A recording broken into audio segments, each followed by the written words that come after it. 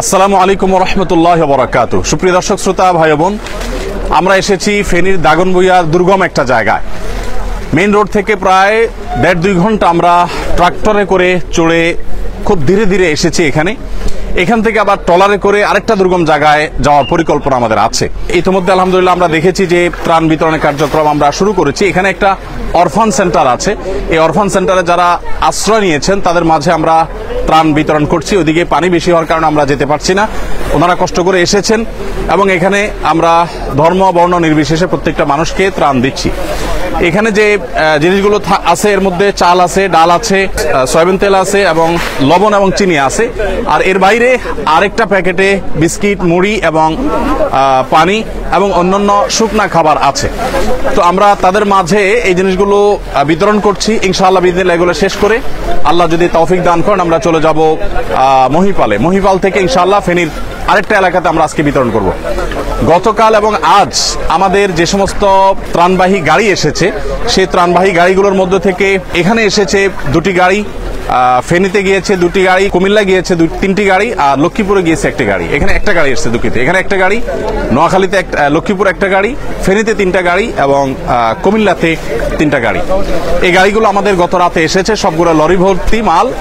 আর আল্লাহ যদি তৌফিক দান করেন ইনশাআল্লাহ একইভাবে আগামীকালও আমাদের ত্রাণবাহী গাড়িগুলো ঢাকা থেকে ছেড়ে আসবে এবং বিভিন্ন দুর্গম এলাকাতে সেগুলো চলে যাবে। কুমিল্লার আজকে ব্রাহ্মণপাড়াতে আমাদের বিতরণ কার্যক্রম চলছে। আর লক্ষ্মীপুরের টুমচর মাদ্রাসাকে কেন্দ্র বানিয়ে লক্ষ্মীপুরের কমলনগর, রামগতি যে সমস্ত এলাকাগুলো প্লাবিত হয়েছে টুমচর মাদ্রাসা থেকে সে সমস্ত আলহামদুলিল্লাহ আমরা দেখতে পাচ্ছি বিভিন্ন বয়সের মানুষ আছেন, মহিলারা যারা আছেন তাদেরকে আমরা কষ্ট করে এদিকে আনি নাই, কারণ ওদিকে অনেক পানি, আমরা নিজেরাও যেতে পারিনি। ওনাদের কাছে দুঃখিত, মাল আমরা ইনশাআল্লাহ পৌঁছে দিব। আল্লাহ যদি বাঁচান আমাদেরকে, আমাদের এই যে কার্যক্রম চলছে যেটা 20,000 পরিবারের মধ্যে শুকনা খাবার, এরপর চাল ডাল এগুলো 40,000 ছিল, এখন আমাদের টার্গেট হলো 50,000 পরিবারের কাছে পৌঁছানো।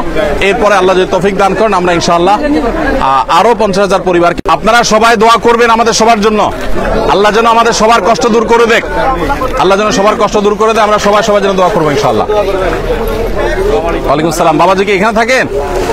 আমি তো এখানে সুপার ওইখানে। ও মাশাআল্লাহ মাশাআল্লাহ, আল্লাহ কবুল করুক। ঠিক আছে, জাযাকুমুল্লাহ খায়ের। প্রিয় দর্শক, আমরা দেখতে পাচ্ছি বিভিন্ন ঘরগুলো ডুবে গেছে, বিল্ডিং, এই যে ঘরগুলো আমরা দেখতে পাচ্ছি আশেপাশে ডুবে গেছে। আর এই পাশে টিনগুলোতে একেবারে চাল ছুঁই ছুঁই পানি। আমরা যতদূর আসছি এরকম দুরবস্থা দেখতে পেয়েছি এবং এর চাইতে দুরবস্থাও দেখেছি যে টিন একেবারে ডুবে যাচ্ছে, যা ছুঁই ছুঁই। এখানে আমরা দেখতে পাচ্ছি মাত্র 3-4 ফিট পরেই টিন ডুবে যাবে, এরকম একটা অবস্থা।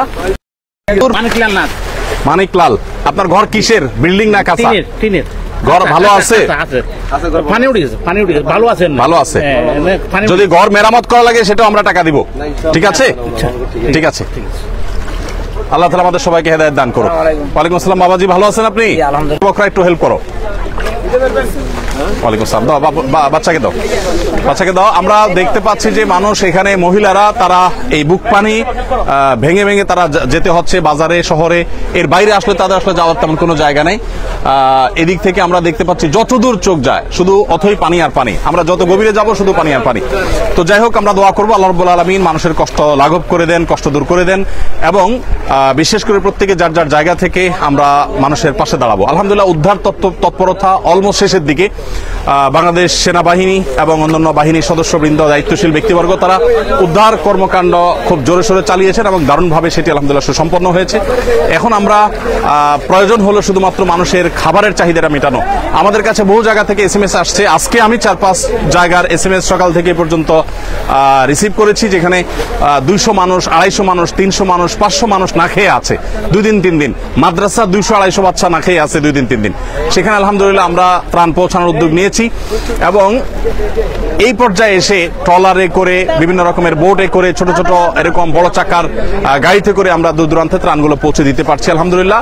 এটা একটা আনন্দের বিষয় যে মানুষের উদ্ধার তৎপরতা অনেকটা শেষ হয়েছে। এখন খাবারগুলো পৌঁছানোর কাজ ঠিক যথাসময়ে আসন্ন ফাউন্ডেশনের ত্রাণ এসে পৌঁছেছে এবং সেগুলো এখানে কাজ করছে। এখানে আলহামদুলিল্লাহ আমাদের স্থানীয় দাগনভূঞার তরুণ ভাইরা, স্বেচ্ছাসেবক, তারা আলহামদুলিল্লাহ হেল্প করছেন এবং আমাদের কাজে তারা অক্লান্ত পরিশ্রম করছেন, প্রত্যেকে যার যার জায়গায় কাজ করছেন। তো আল্লাহ তাআলা আমাদের সবাইকে কল্যাণ কল্যাণমূলক কাজে এক অন্যের সহযোগী হওয়ার তৌফিক দান করুন, সবার কষ্ট লাঘব করে দিন। আমরা সবার জন্য দোয়া করব, প্রত্যেকের জায়গা থেকে কাজ করব।